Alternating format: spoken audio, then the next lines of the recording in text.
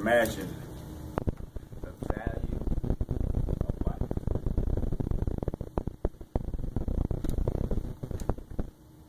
I went through a lot of changes in my life. Ended up being homeless, living on the street. But I managed to get through all of that. And then I met this woman. And we got married. We honeymooned in Paris for 2 weeks. Only for me to come back and be diagnosed with liver cancer. Now I'm angry.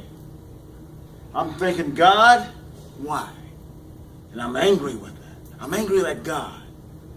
Why me and why now? After everything I just went through, you put this on me. Well, my wife and I, we started my treatments at Emory Hospital. We go there and we're sitting in a waiting room. Sitting there in just an average, bland waiting room. But they had these children. The kids were everywhere. They were crawling under the chairs. One was just jumping up and down on the seat. They were just making noise. They were just the most nerve-wracking bunch of little people I ever seen in my life. And my thought was, sit your children down. Can't you see I got cancer? You see, at the time, I was the only person in the world with cancer. But over here, there's a table. And on the table, there's hot coffee, and you can smell the aroma. They had fruit, pastries, and my all-time favorite, hot chocolate. So I go over and I start to make myself a cup of hot chocolate. When these two little boys, they came over and pulled my coat. I turned around and the little boy says, "What are you doing?" You know? He said, "That's for us."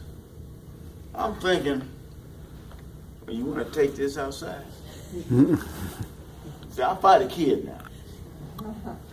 But I said, I got on his level and I put my hand on his shoulder and I said, there's enough here for all of us. So I made my chocolate and I go back and I sit down. I have a seat. I've got my newspaper and my hot chocolate. See, I had to settle in. It's going to be a long wait. So I'm reading my paper and I'm drinking my hot chocolate. But right here in front of me, right there, there's a little girl. She's about 7 years old. She's got these long braids in her hair. She's wearing a baby blue jumpsuit with little glittery shoes. And she's sitting in the chair. She's sitting on her hands. And her little feet don't touch the floor. And she's just staring at me. And I'm drinking my chocolate and reading my paper. And she's just staring. And I'm thinking to myself, I'll fight you too. So I'm drinking it. Then all of a sudden, she gets up. And she walks over. And she looks into my cup of hot chocolate. Then she sticks her finger in my chocolate. She looks at me and smiles and licks her finger. I'm thinking, I know your mama's gonna say something. But she doesn't say anything. Now, this is a true story. The mother doesn't say anything. So I will. I'll step in. I'm the man. I got something for you. But before I can say anything, the double doors to the treatment room, they burst open. And the orderlies, they're pushing out this bed. And this bed is being rolled out. And everybody's looking. And on the bed, you can see the small body of a child. They've got the tubes plugged into the portals of the child.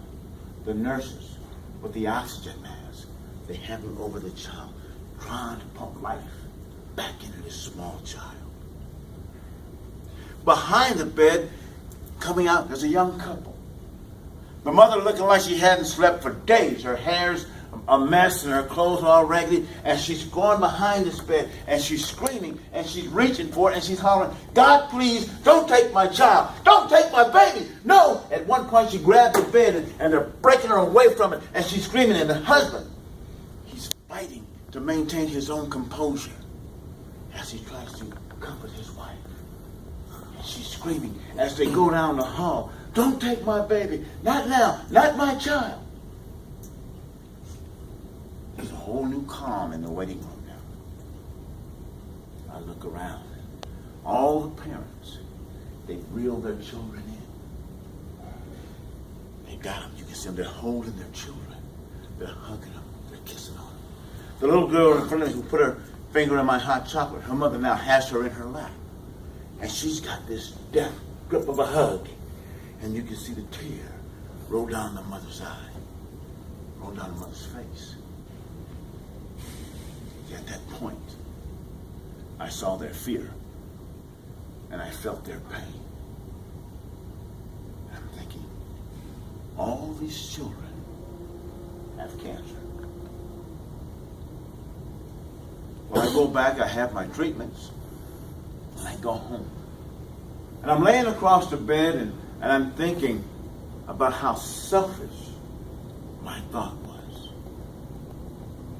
That I'm the only one that had cancer. You see, the little kids, the little girls, see, they won't get to play with the little teacups. They won't get to play dress up. The little boys, they won't have the opportunity to play with the G.I. Joe with the Kung Fu grip. Because they're fighting for their lives.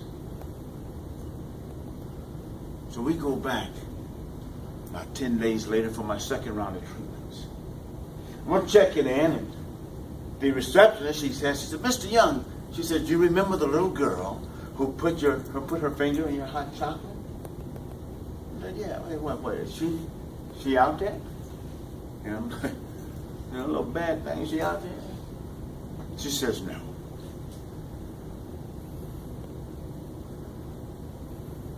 You see, she died over that weekend.